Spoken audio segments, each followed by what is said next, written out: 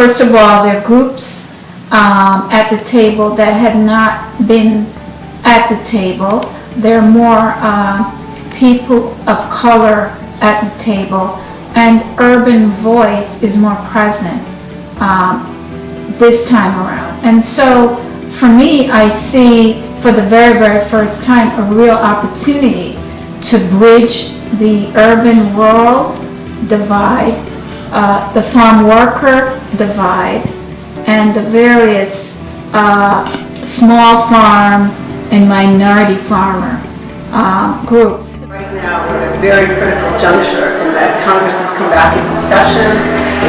They passed just a short-term extension. They haven't addressed a lot of important issues in the Farm Bill. And it's really going to be up to the work that we can all do together as part of our individual organizations, as part of our collective collaborations, like the GOAT process, to educate and inform our members of Congress, to have them understand just how critical it is to have policy that works for family farmers, farm workers, is based on principles of equity and fairness. What you might be saying is profit at the expense of people or producers. Is that more accurate? The biggest thing that's happened in the U.S. Farm Bill is to take profit away from the United States, away from all rural regions, away from, so it's for agribusiness to profit at the expense of everybody else. Core values are that food should be for people and not for profit. Because we are a community of farmers and ranchers. The food system, if we're going to be able to survive in this economy, we have to look at our economic opportunities around food, around being healthy with our food. We're a population that's dying of diabetes and heart disease, and food is the key.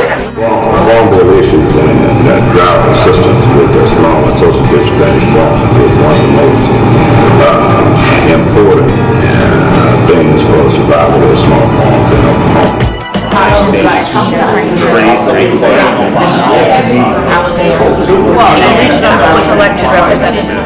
There's many groups that are working all over, and so then you'll have the letter back here that you can take to your representatives, and Senator Udall for sure knows that you're here and interested in the Farm Bill, as does Representative Ben-Ray Lujan, and then as you also know, Representative Lujan Grisham is now on the Agriculture Committee, and due to the efforts of some of those in this room. And so now there's more voices, and I think it's really important, particularly on the forestry issues, which have oftentimes been handled mainly by the environmental community. So your voice is important and it matters, and what you know matters. It concerns me greatly because we don't have the basic framework that we had in previous years.